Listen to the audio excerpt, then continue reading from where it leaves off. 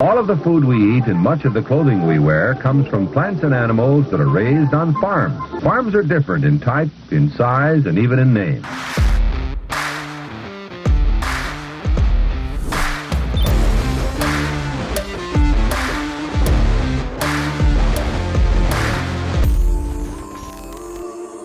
Welcome to Barn Talk. What happens at the barn stays in the barn, but not today. We're going to let it all out for you guys. Today is going to be a Q&A episode. Thank you to all that submit your questions and email them to us at barntalkshow@gmail.com. That's where you guys can send your questions in to get them answered on the show. We're working on getting a call-in feature. We're working on that. We're trying to figure it out, but that's going to be coming soon, hopefully. So that'd be a pretty fun thing to do. Some things that you can do to help us out here at Barn Talk to grow this show is if you get any value from the show, please share it out with the people that you know. The more that you guys do that, the more that this show grows, the more guests we can get on, the more episodes we can make. It's kind of the ticket to admission to watch or listen to the show. Another thing you can do to help support us here at Barn Talk is leave a review on Spotify or Apple. The more that you guys do that, the more it gives our show credibility, and the more credible we are, the more guests we can get onto the show. So we appreciate the hell out of all you that do that. We love hearing from you guys. We love seeing your feedback, and it makes us better here on the show. Last thing you can do to help us out here at Barn Talk and our family farm is support our direct-to-consumer meat business, Farmer Grade, farmergrade.com. You can always use code BARNTALK to save 10% off your order. Wagyu, dry-aged beef, pork raised on our farm, pasture-raised chicken, we got it all. So get yourself a box of meat and pay the Metreon, because we don't have a Patreon. You know, we don't got a Patreon, but we got a Metreon. So get yourself a box of meat, and it directly helps this show out and helps us invest to make this show a better listen and watch for you. So get Tork a raise. Yeah, because I'm telling you, the pay scale at Farmer Grade for family is I won't say it's sweatshop, but it's not the best. And so we're paying, every ribeye steak helps boost my working environment. Yeah, that's a good way to put it. I was just gonna say we do pay you in meat from time to time. We do. That's right. Yeah, but I'd like better snacks and higher quality vending options in the office. Yep. Get that vending machine. I'd like a nice Carhartt coat with my name on it. Yeah. Said, Yeah, well, I'm working on it. It's a process. The meat business is not for the faint at heart. No, it's not. Neither's the commodity market. Farming's not for the faint at heart either. I'll give you the hot and heavy market update for today. And Sawyer and I were just talking before we went on. Several people have commented that grew up in the age of market to market on Iowa Public Television, which my dad was an avid follower of. And they said that you could tell how optimistic Sue Martin was about the bean market by the length of her skirt. The shorter the skirt, the more optimistic she was. And I would just tell you, we need to see whether, I don't know, we need to see if she's still around. We should try to get her on the podcast. That'd be pretty awesome. Her skirt would be Amish-like right now, like way down. Her feet wouldn't even be showing, because these markets kind of suck. They're up today. Good export news, but weather warm, drier after a lot of moisture, so not all that favorable. And corn for September, the last time I looked, was 4 cents higher. So 384. December corn 406. Locally, best cash bid locally, $3.67. So if you're like me and you have a production cost well above $4, let's just say $4.20 or $4. I mean, if you got a production, if you're paying some of this outrageous rent and you really value your numbers, I don't know, there's probably some guys out there with a 5 on it. And if you are, and you're not heavily pre-sold, you're probably not feeling too good about things. But it could change on a dime, so who knows. 367 local, 385 in Cedar Rapids. I don't know. We talked to people up north, and a lot of the corn and beans don't look very good up there.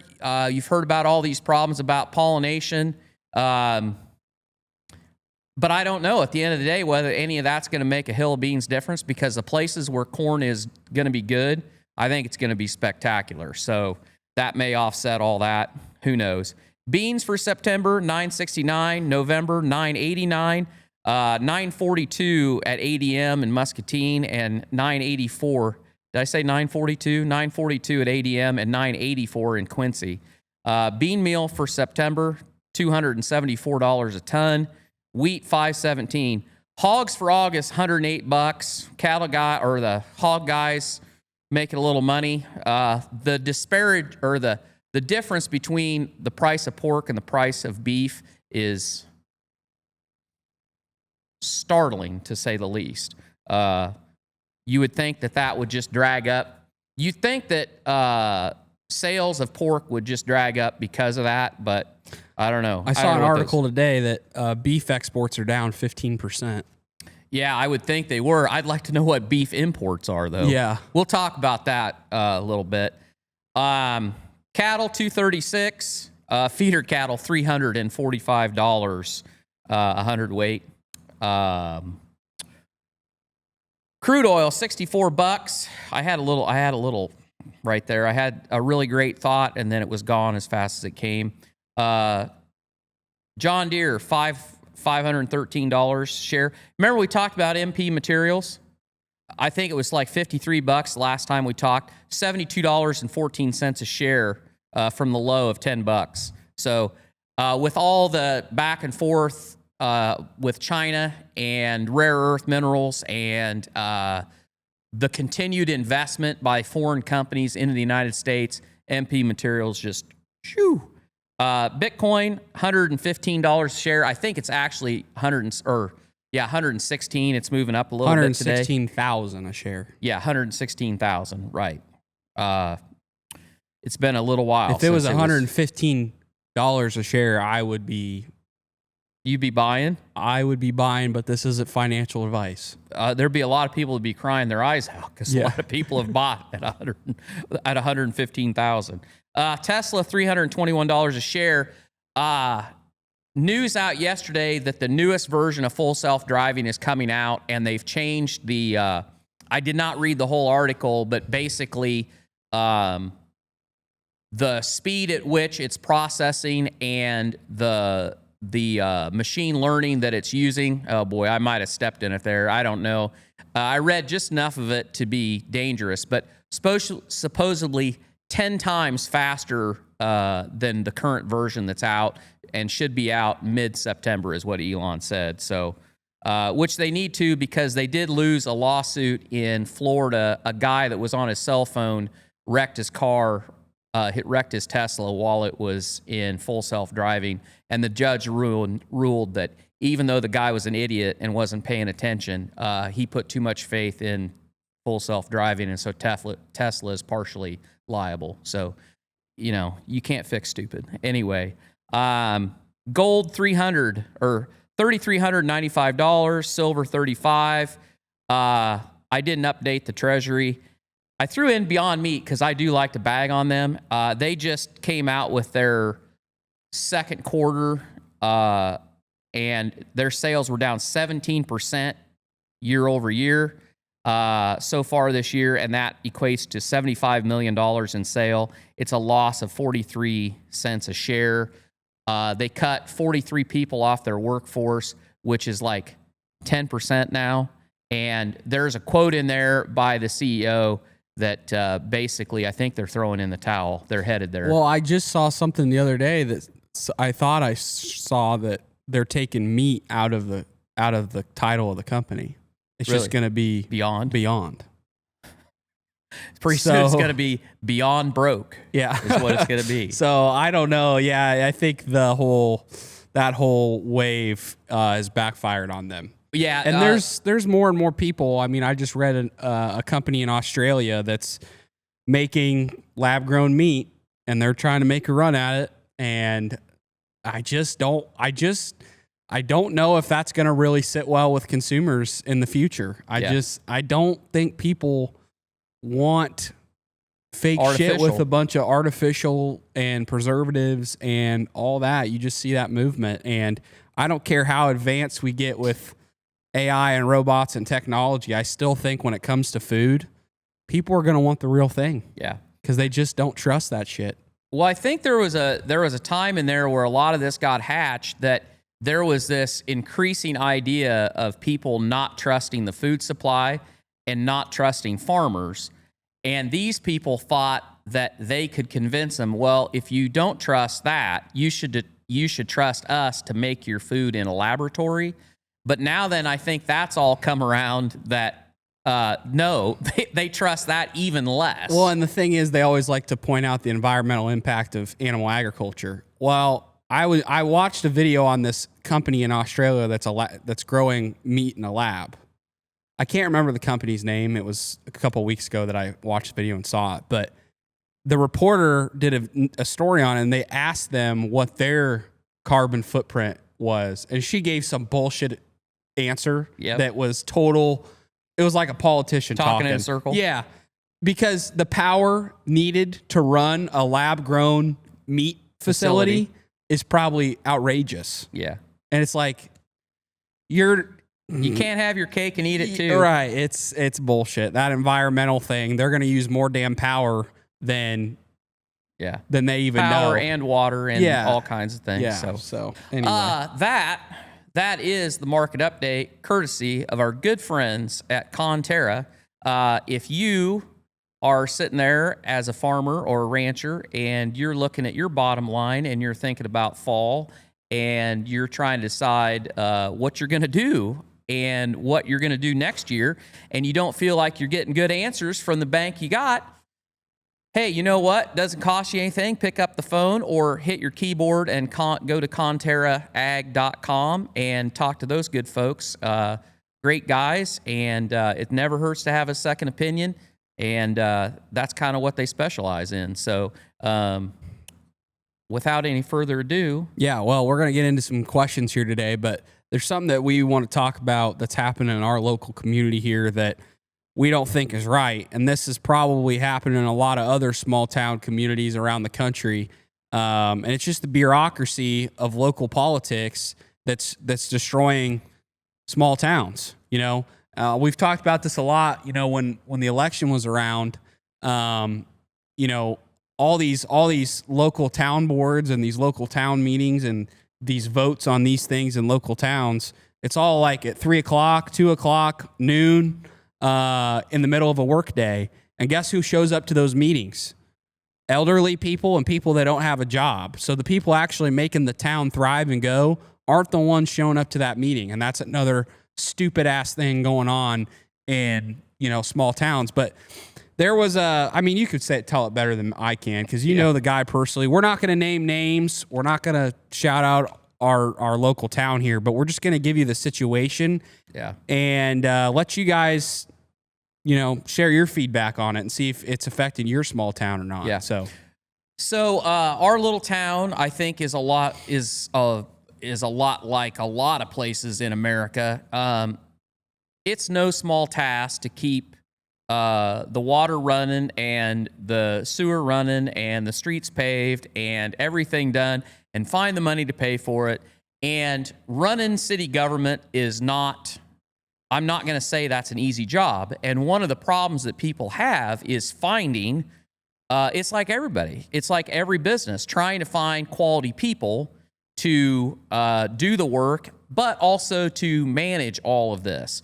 And our little town hired a new city administrator, and not from this area, and came from another town.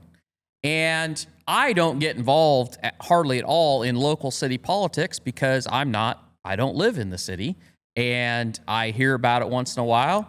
However, this really perked my ears up because a city employee that has been there for, how long has he been there? 28 years, 30 years, long time, basically not long after he graduated high school, because he's basically my age.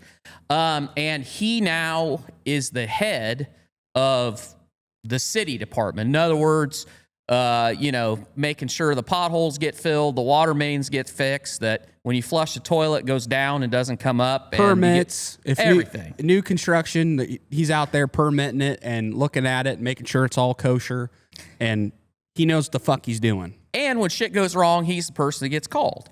And he's really good at it. And he's done it a long time. He's he's the one person that you can kind of get a hold of. Anyway, all that to say, he was let go here about, I think it's probably ended up being a month ago, and this has all been kind of smoldering. But the way that this was handled by this new city administrator, they waited until the HR director for the city was on vacation, so he had no representation at this meeting, and the city administrator had the local police chief in this meeting, which I don't have any idea why that was, other than he probably was afraid that when he spun this bullshit, that the person in question, I would have probably got up and popped him, but I'm sure he wouldn't have done that. But maybe he was in fear of violence, maybe, so that's why he had the chief of police there. I have no idea. But and I don't even think we really need to get into the accusations as far as what he did. All I'll say is, by every person with common sense, by their interpretation of the two things that this guy had done that violated city policy, they're ridiculous. If anything, it would be a deal where it would be, hey, probably shouldn't do that. I mean, I guess so one of them was he attended an event outside of city limits, and he took coworkers with him, and there's a policy that not more than 2 people that are part of whatever part of the city maintenance department can be gone, like on vacation at the same time, be out of the city in case something goes wrong. And this was like, I think it was a golf tournament or something, and he took a couple of guys that he worked with to that. And then the other one was, I'm not even going to talk about it. It's so trivial that it's not worth mentioning. However, so they gave him the choice that either he could resign or they were going to fire him. And he had no representation. And so he resigned at that meeting. However, now there's no record of his resignation or minutes of it or anything on any of these guys' computers. And there was enough protest and people signing petitions and so forth that the city council meeting that happened last night or yesterday afternoon, they were supposed to have people voice their opinions about this. And they had just a few minutes at the beginning of the meeting, and I don't know how many people spoke, but not very many. And then they cut it off, and then the meeting was on Zoom, and they cut the Zoom feed off before the meeting was even over because someone got on after the opening and then wanted to know what was going to be done about this person. And at that point, they cut the Zoom feed off. And a little background, the guy that they've hired as the city administrator, he was the city administrator at another town in Iowa up north, I'd say a comparable sized town, maybe actually a little bit bigger. And he didn't even make it 6 months at that position. And then he, and I'm using my air quotes, resigned. And one of the city council members voted against his resignation because he wanted to fire him. But he was overruled and they allowed him to resign. And his quote to the press was that it wasn't a good fit. Well, I'm pretty sure that the majority of people who are citizenry of our small town would say this guy is not a good fit. But it begs the question, and I have not said much about this, but yesterday I did say a little bit, and my point to residents of our little town is this person and his family have been and are and will continue to be residents of this town. And, you know, they've been here. His family's been here many generations, and he has been an excellent employee and a great citizen of the town. And long after this city administrator is gone, because he will not stay here, from the way he has handled himself and the way he has handled this, it is only a matter of time before he will realize, or the city council will realize, that he's not a good fit. But when that happens, he will only be remembered for the things that he mishandled. But then the entire town has to live with the fact that they've lost a great employee that actually was really good at his job and actually was passionate about helping the city that he is a citizen of. So to me, it's like, weigh that out. Like, in a time when, one, it's very hard to find people within the trades to work in the municipal side of things, because he could make a lot more money being a private contractor in whatever he wanted to do, because he has skills in all kinds of things. But he's chosen to do this for the city. And you know how hard it is to find somebody like that? But yet we're going to allow a guy that obviously has got some issues, and I would say is not overly qualified for the position he's in, when he was asked to leave the last one. And I don't know where he came from. I don't know anything about it. But you know, he's not going to put down his roots, and his family's not going to be here 2 generations from now. And why would you shortchange a member of your community for someone that obviously doesn't really care about your community? Yeah. Does that make sense? No, it makes sense. I mean, yeah, it's bullshit. There's a lot of people pissed off about it, and it's back to, you got a really good person in there that's experienced and that's rare, that gives a shit about the community he lives in, that's doing the right things and has always done the right things and always has put the community first and done the job right. It's hard to replace that kind of person. That's a cornerstone of the community. And yeah, allowing this guy to come in there and make that decision, people are pissed off. And so I don't know how much of that's going on in other communities, but this is the little shit that kills small towns. This is the little shit that it's the bureaucracy of local politics that ends up killing the towns that we need in this country in rural America. Because you let go of one good employee, you let go of another, you mishandle this, you mishandle that. If you don't have somebody that's grown up in that community, that knows that community, they don't give a shit. It seems like it's a power trip. And it just seems like you're not putting the best interest of it seems like national politics on a local level. You're not putting the citizens of the town's best interest in mind. You're not putting the town's best interest in mind. You're just thinking about your own ego or your own power trip or whatever the fuck he is thinking that this was a good decision on. But it's BS, and we got to keep that shit out of our small towns. I mean, I don't know. This isn't going to be the last of this. This isn't going to be the last of this. I mean, this guy's going to hear it forever. And yeah, he's probably going to get kicked out of here. Well, I would hope that he does, actually. Yeah. I don't wish him any ill will, but if that's the way that you're going to operate, and so you can say whatever, I'd be happy, if he wants to argue the facts as to why he let this individual go.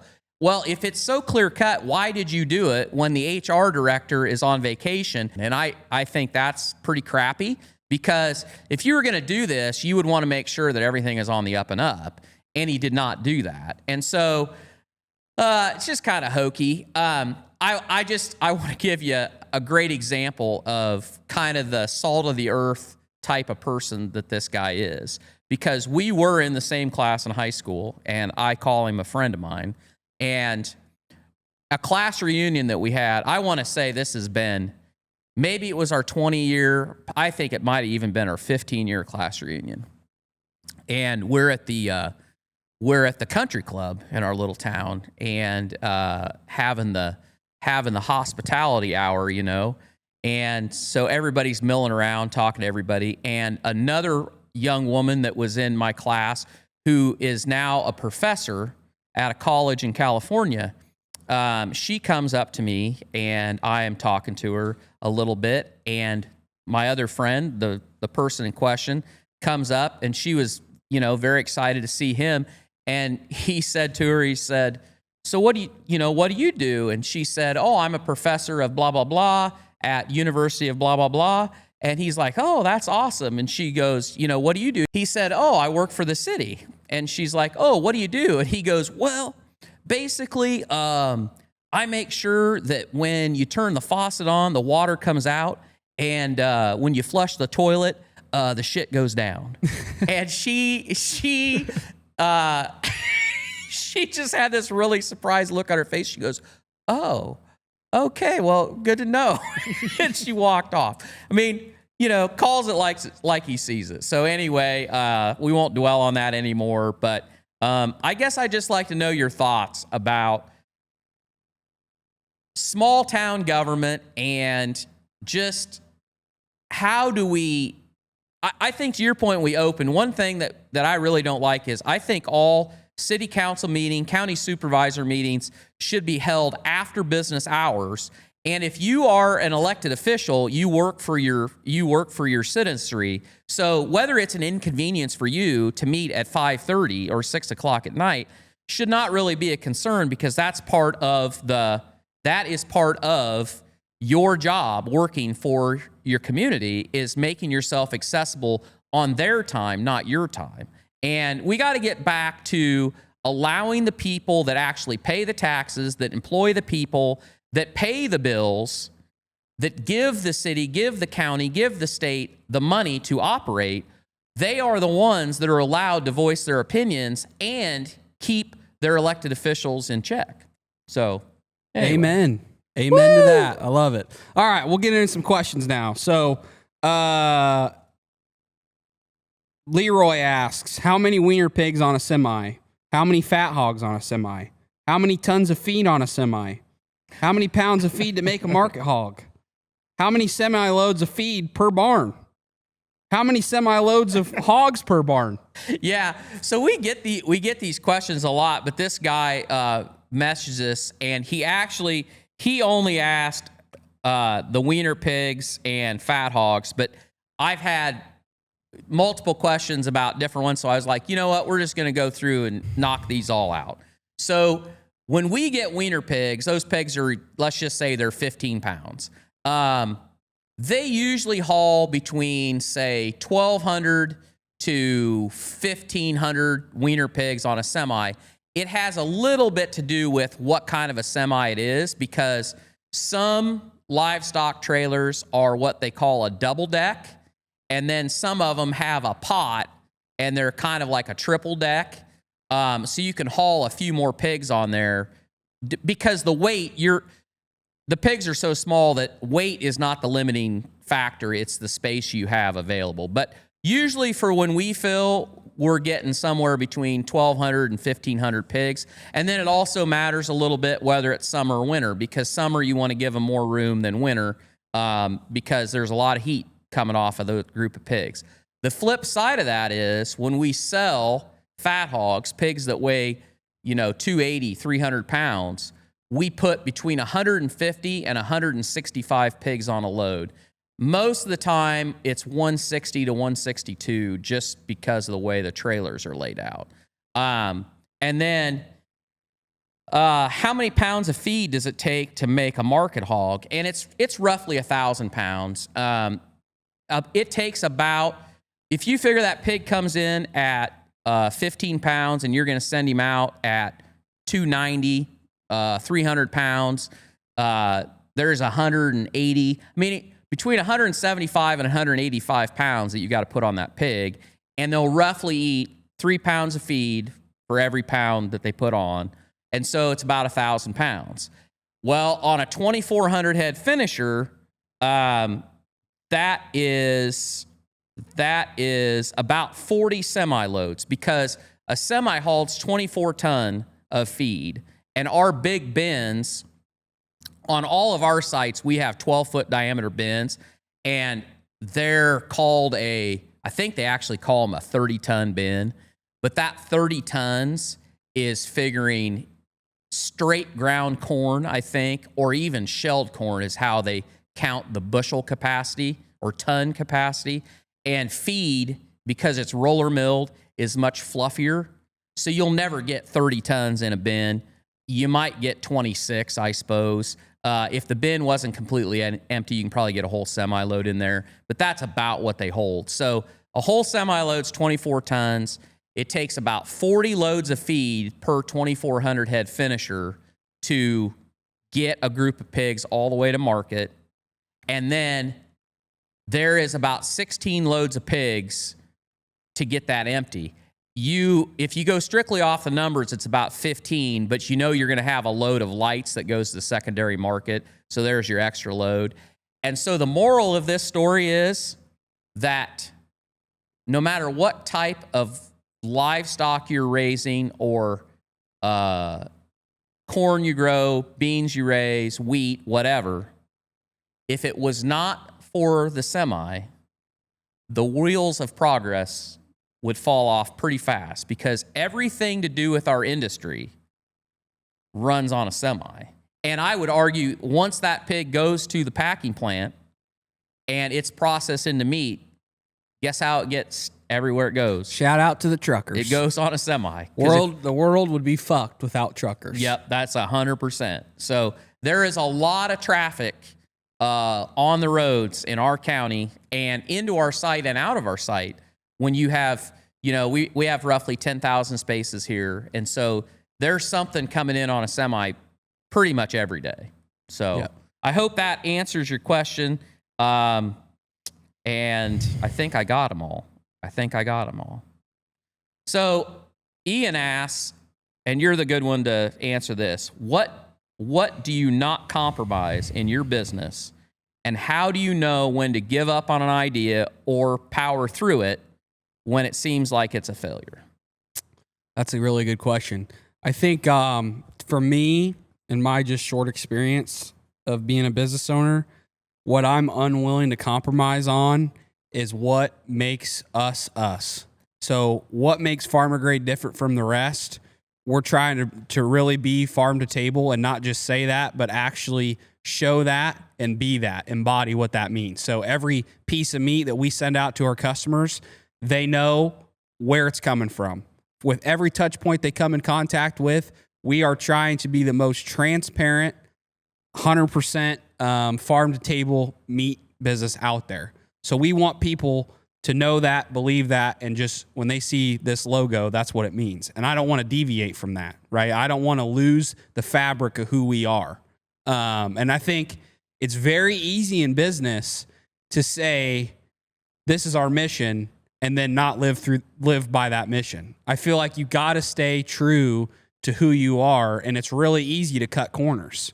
There's ways in the meat business that you could cut corners and say that it comes from one place, but it actually doesn't. And that's, no customer's gonna know that. Well, they might if the quality of the meat's shit. But everybody internally, everybody that works with you, you are gonna know that you deviated from the thing that makes you you and makes your business unique and what your mission is. And I've heard this from founders and entrepreneurs of bigger companies. The second you set out your core values and your mission, and your decision making isn't aligned with those things, is the second that all your employees look at those core values on the wall and look at that mission that you like to preach to everybody and say, well, that doesn't mean a fucking thing. Yep. The second you go away from the thing that you said that this business is going to be about, and you make decisions against that, it's all out the door. And that you're never going to have a culture. You're never going to have buy-in from the people or your customers. You're never going to build something that's truly great and meaningful. And so that's something that I just won't ever, I'm not going to deviate from. We're going to try to keep the farm to table transparency factor always a big part of who we are. And that we're going to live through that in all our decision making. So That's number one. But you got to figure out what that is in your business. Whatever your mission is that makes you unique, you got to stick to it. And I'm not saying you can't change and adapt and evolve as a business. You definitely can, but you don't want to do it over and over again, because you got to get people to buy into something, and you got to stay true to who you are, or else you're just building something to make money and not meaning anything else. And that mission statement, you better think long and hard about that mission statement, because I have seen way too many businesses that have this flowery, whatever you want to call it, this sunshine rainbows. Yeah, and this mission statement, and it's so vague. And I'll give you a perfect example. If in your mission statement it says at the end of it, based on family values, or based on Christian values, or based on this value, okay, you may believe that, and you may live that out every day. But that is such a broad term to put in a mission statement, that how are you going to get employees? What is their definition of those terms versus your definition of those terms? So if you're going to do a mission statement, it needs to be like, this is the North Star. This is the North Star, and this is what it is. And the other thing is, you should be unapologetic. Like, your mission is to be profitable. Your mission is to make enough money that your business is sustainable and that you can stay in business. There's nothing wrong. I mean, I'm not telling anybody what to put in their mission statement, but if you can't be brutally honest to your consumer and your employee of what your goal is with that business, you're not going to be in business very long. Well, something else to talk about with this whole thing, and you said it in there, I think also the founder and the leader of the company has to embody those core values in that mission too.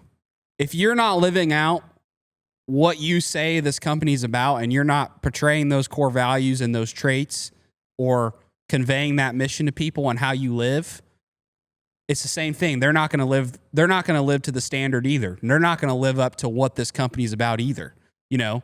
But a framework that I learned from somebody, and I'm not a big enough company yet I haven't really sat down and thought about this super hard, but this is the best framework I've ever heard on this. Your mission should be like your North Star of where you're going as a company. Like, it should be broad as far as for us, we want to try to feed people we want to be the number one transparent meat company in the world, right? That's our mission, right? That could be your mission for Farmer Grade, for example, right?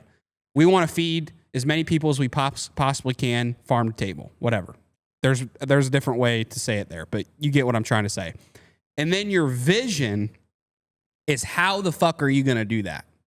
And that's where you can have, annual goals, your 10-year vision, your 5-year vision, your 1-year vision, your quarterly vision.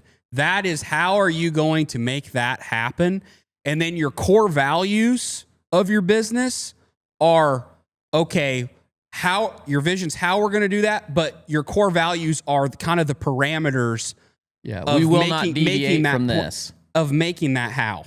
Yeah. So your vision is how, but your core values kind of are your guardrails of, okay, we're going to do it this way, but it's got to be done through these core values, because we're not going to deviate and make decisions that aren't what we stand for. Yeah, honesty, integrity. Yeah, whatever it is for whatever business. But that was the best framework I ever heard on that, because you hear you got to have core values, you got to have a vision, you got to have a mission. Well, what the fuck does it all mean? How does it come together? How is it cohesive? And that to me made sense. That's like, okay, that's how you stay true to who you are as a business, and people can buy into it and understand it and believe in something, if that's how you conduct things.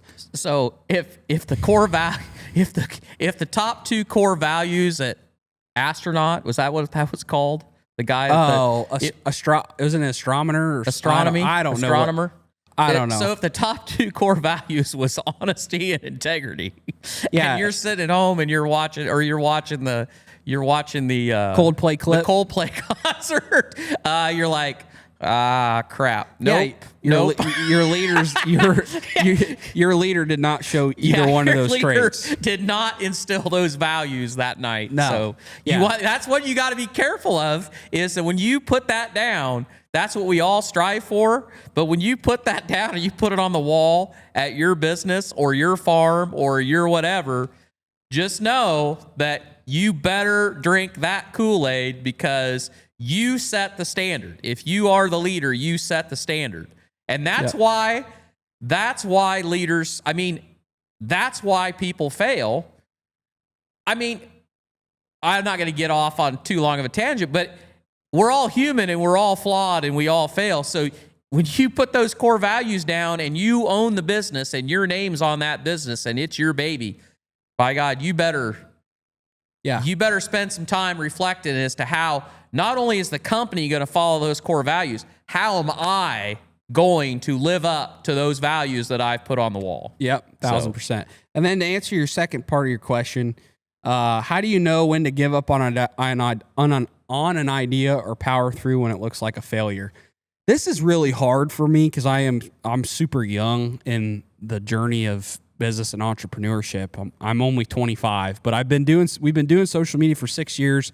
And I'm 2.5 years into the meat business. And so I think for me, what I'm looking for right now, and I think we found it with Farmer Grade, is product market fit. There's a stage, and when you get a business off the ground, it's called the product market fit phase, where you got to see if this idea is even going to pan out and work. Now, I don't know what number you have to hit of revenue or whatever your metric is of deciding if this is working or not. But if you give something, you give something 3 to 5 years, and you don't have to be living high on the hog after those 5 years, but are you generating enough revenue and seeing enough progress in an industry? Can you sustain it? Are you sustainable? Are you seeing enough progress? Are you generating revenue? Are you growing in an industry that is going to continue to grow and that has a lot of market to capture? Those are all questions you got to ask yourself, and I don't have the answer. But what I will say is, you got to figure that out for yourself on if you want to give up on idea or if you want to power through. But what I do know is the best and brightest and greatest entrepreneurs, and all of them will tell you the same thing. Whether you give up on an idea or you stick with it, the moral of the story is you can't fucking quit. You can't quit. The game of entrepreneurship or business is outlasting. You just have to have that cornerstone in your mind that no matter what idea you start, no matter what business you start, at the end of the day, you are not getting off this path of becoming a business owner and having a successful business. You are not going to deviate from that. You will not quit, because a lot of people will say in the game of business and that are successful, you just can't quit. It's all about outlasting, learning from your mistakes, and continuing to just go.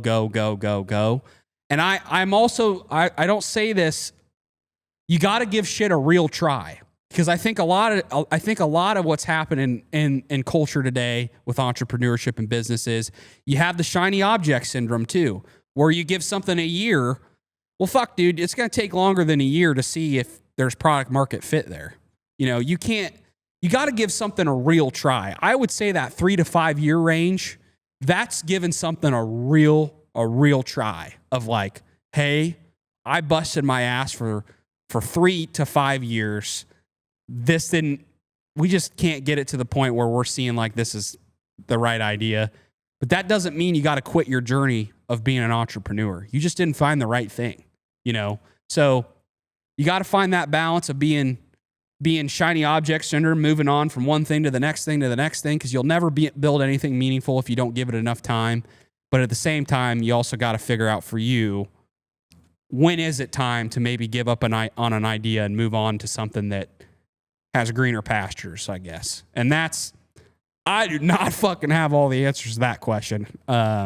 we're still early on in what we're doing. So, but anyway, hope that helps a little bit. Yeah, and it never ends. Like, it never ends, because even businesses that are fully established, Growing pains, growing pains, but things change. Demographics change, preferences change, all that things. And I'll give you an example. I just read an article about this the other day. Top Golf is not doing very well. And the reason it's not doing very well is because they were on this growth trajectory, and people kind of get to the point, it's like that was a destination, like, oh, let's go to Top Golf.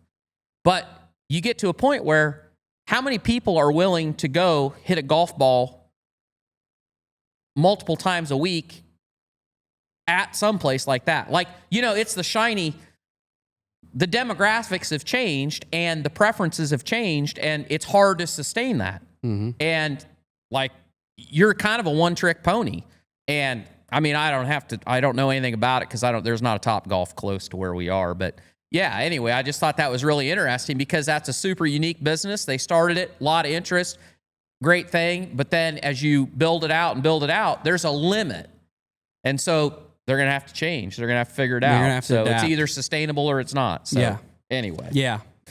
This is just kind of a fun one. So Mason, I'm going to do these in reverse because this is the way he did it. Mason asked, and I wish we were that good. He asked if we could get a read-only doc link on like the YouTube with all of our rankings of the Whiskey Minute that we've done since we started. And that would have been a really smart thing to do. That would have been smart. Except we didn't. No. So now then, we'll just have to go back and resample every whiskey. But going forward, we will record that, and I'll work on that. So there is no doc of what our rankings were. And I think if we had them, we'd be like, wow, you guys don't know jack about whiskey. But going forward, we will record it. And then his other one was, he said, what brand of makeup? Because he said, Tork's willing to talk about anything, because I've said, oh, we'll talk about anything, whether we know anything about it or not. He said, what brand of makeup should I get my girlfriend for her birthday? She's not brand, she has no brand preference. And I was like, you know what, Mason? Here's whatever Sydney Sweeney's wearing, that's what you get her. That's a good answer. That's a good but answer. I can tell you, something that doesn't get talked about enough.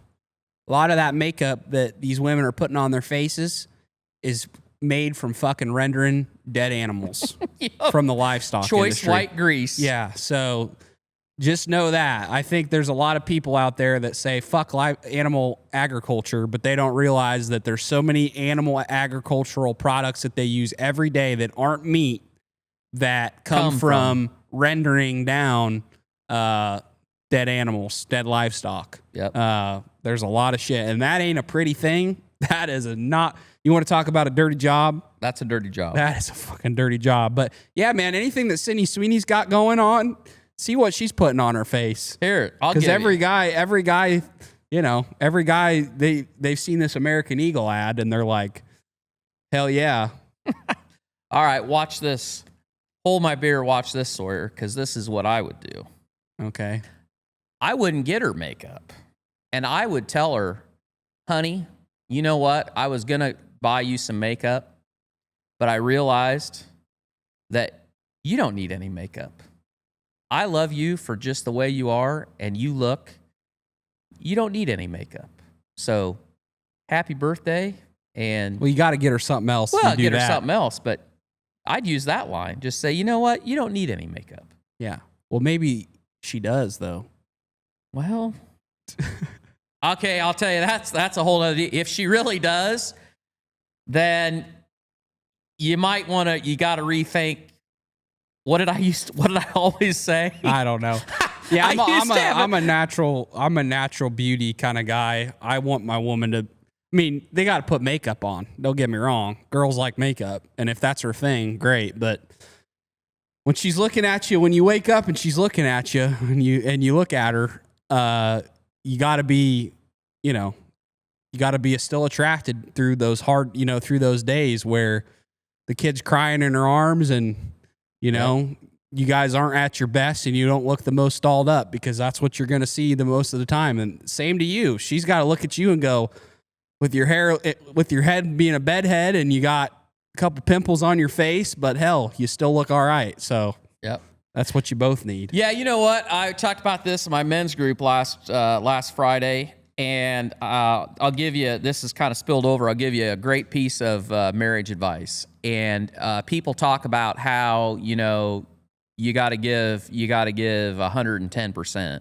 Well, in marriage, you need to be prepared to give about 190%, because in a perfect world, two people in a relationship, you both are giving 100% to that relationship. But I can tell you from personal experience, and with my wife, God bless her, because she has put up with a lot in 31 years, there are days that I'm going to walk in the house, and if I was honest, I'm going to tell her, honey, you're going to have to carry the load on this deal because I got about 30%.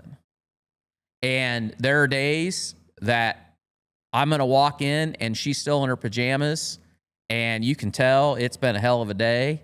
And she's going to say, if she's honest, she's going to be like, I got about 30%. So you figure out what we're going to have for supper, and you get the clothes out of the washer and get them in the dryer, and you know, you do whatever.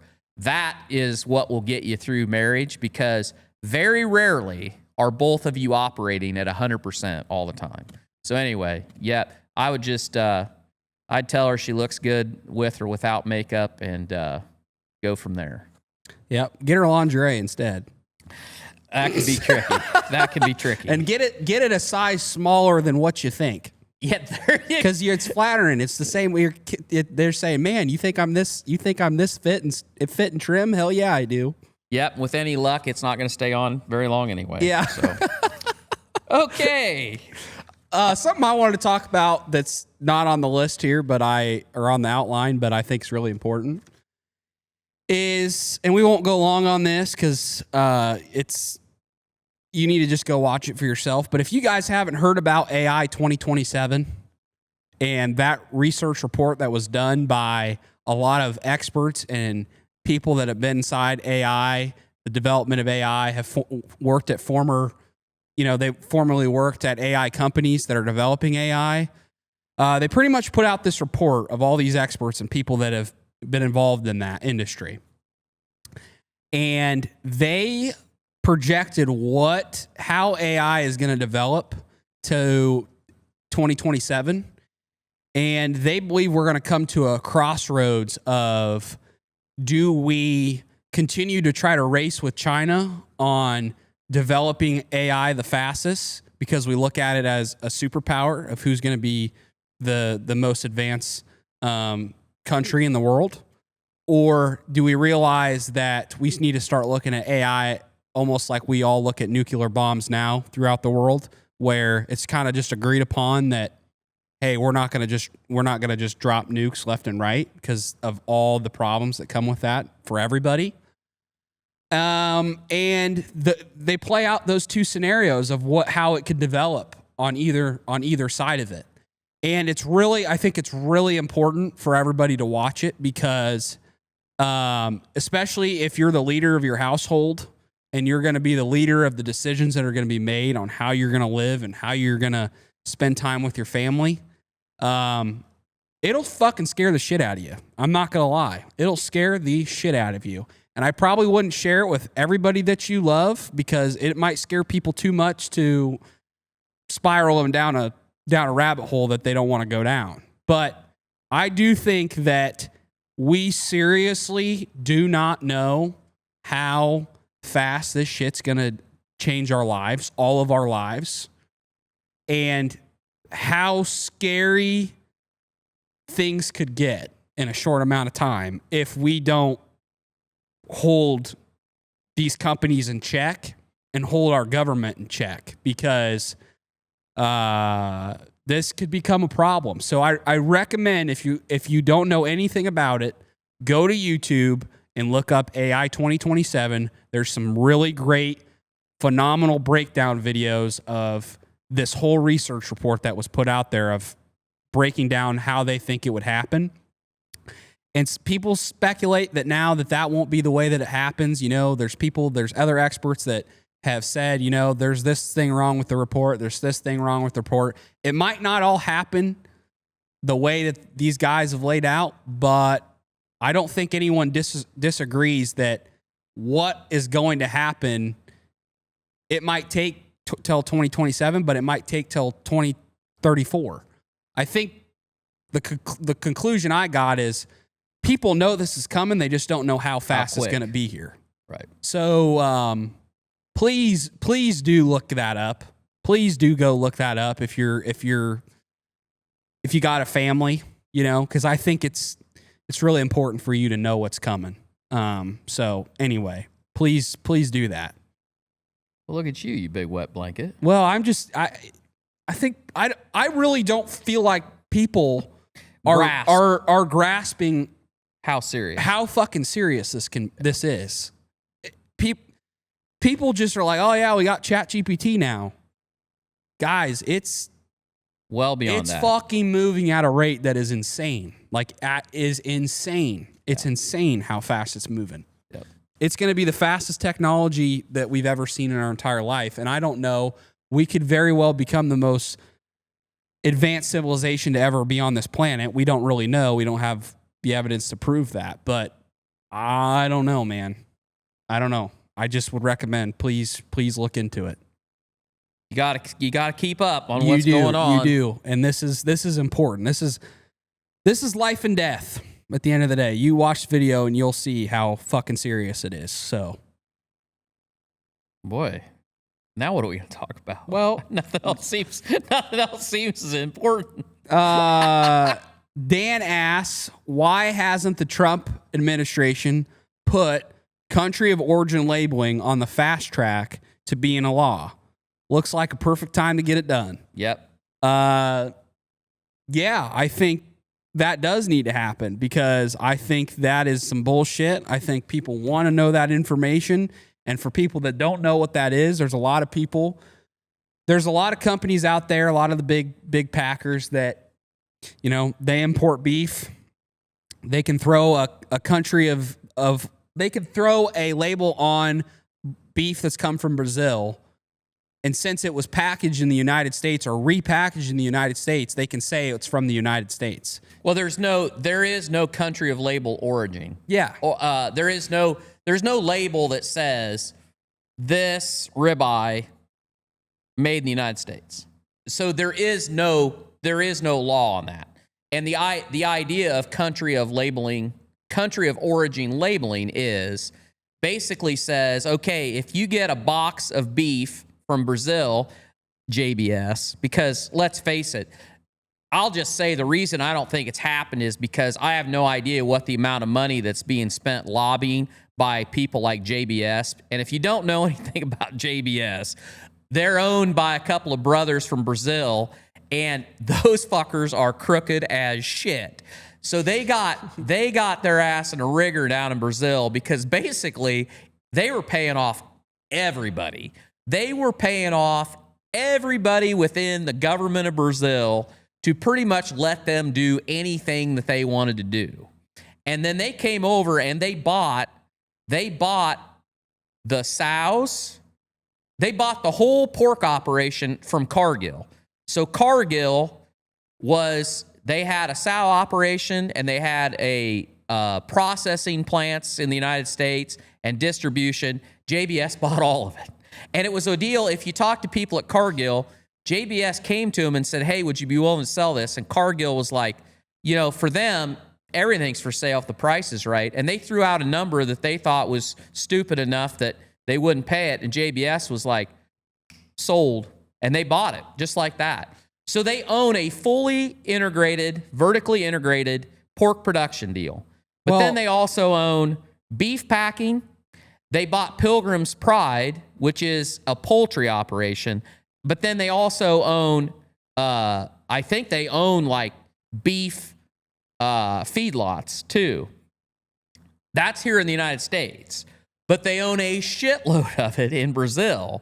And we just read off the live cattle, fat cattle price. and the feeder cattle price, you want to place an arbitrage, go get Brazilian beef, put it on a boat and ship to the United States. I guarantee you're going to make more money on it here than you're making on it down there. And who better to take advantage of that than somebody that's fully integrated at both those countries that can produce it and get it wherever they're getting the best price out of it. Well, country of origin labeling, I'm sorry I always get that. All that's saying is the consumer should be able to know when they go to a grocery store. And honestly, I think it would be great if a restaurant should know when they're buying beef or pork or chicken from a distributor, what I'm buying, is it American or is it imported? And I don't think you know that today. No, you don't. And I think that would be a good thing to know. And I don't know about you, but I think as a consumer, I would like to know that. And you may make the decision that, you know what, if I'm going to buy it, it's from Brazil and it's cheaper, it's $1 cheaper a pound, which I don't know what it would be cheaper or if it even would be cheaper. That's fine. I'll buy it. That's great. But I think you should be educated and be able to know that. But to that guy's point, I think the reason that it's not done is because I'm pretty sure that enough members of Congress are greased on that subject that that bill will never see the light of day. Whether or not I think the Trump administration could introduce that bill into Congress if they really wanted to. I doubt it's high enough on Trump's agenda list that he would do it, although it could be. And maybe it's a deal where everybody needs to raise hell and we do it. But there is a pile of money involved in that, in not making that happen. So, yeah. And just being in the meat industry for a little bit of time, I don't deal with the big packers, but there are let's just say there's some people out there that there's people out there that work with the big four more than what you think. You know, there's direct to consumer meat businesses out there that they have shit co-packed by the big four and say that it's not. You know, they're like, it's funny, they like to go after the big four and say, fuck the big four, trust us because our meat is this, this, this, and this. But little do you know, one of the big four is co-packing a product for them. Yeah. And then they're selling it. And so you got to be, those are little trade secrets that nobody talks about, but that shit is happening. That shit is happening a lot more than you know. And so that's the scary part. We need more. We got to have some more checks and balances in the meat industry. I am 100% agreeing with that because just being in it for a little bit of time, you can see some of that shit going on. Yep. And I wish more people realized that shit was going on. Once you get in, you realize, man, there is a lot of fucking marketing. There's a lot of marketing at play here. Yep, claims and marketing at play here that people have no idea what actually is going on. Yeah. You know? Well, there's a hell of a lot of people out there that are selling meat that their business is 100% marketing. They are selling an idea and they're selling claims and they're selling this idea of what their product represents, but they control nothing on the production side of it. In other words, they couldn't tell you who the farmer was that beef or that pork or that chicken came from. They have no idea.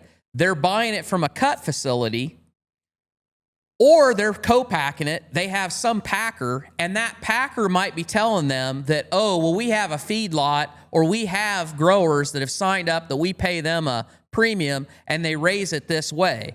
But the connection is so far removed, they have no idea who that person is.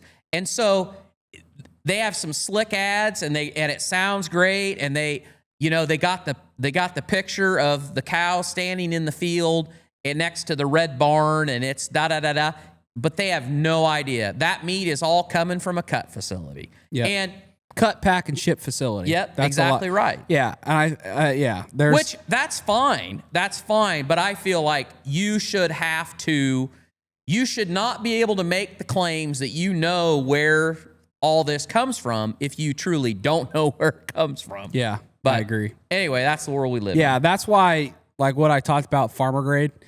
We're not one of these direct to consumer companies that's gonna say we're farm to table, but not show you any proof that we are farm to table. I feel like that's a lot of the direct to consumer meat business.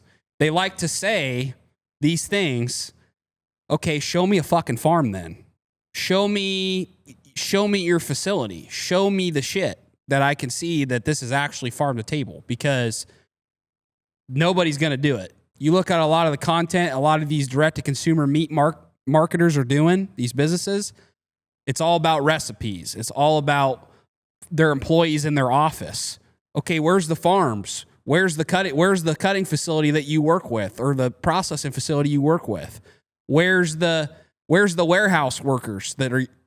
No, because they're not fully integrated. They're not doing the work. They have no connection to that side, like Dad said. There's no production side of their business. They are a marketing machine. And credit to them for scaling. That's how they've been able to scale so rapidly, is because they've cut their expenses down to nothing, and they've partnered with really great people that can make it all happen and go, which is great. But like you said, you really shouldn't claim that it's farm to table then, because you have no fucking idea where it's coming from. It's somebody's farm somewhere. Yeah, somebody somewhere. could be in the United States, could be somewhere else. Yep. I mean, a competitor. And that farm might look like a 10,000 head feedlot somewhere. Yeah. I mean, Yeah. And don't show it as the cows roaming through the barnyard with the big red barn and some guy standing there with his pitchfork and his overalls, when it came from a 10,000 head feedlot in, Oklahoma, exactly. Nebraska, whatever. Exactly. That's exactly right. And there's a competitor, everybody knows, I'm not going to name their name, but they got in trouble for sourcing beef from Australia. Yeah. Nobody knew they were getting beef from Australia, but they were getting beef from Australia.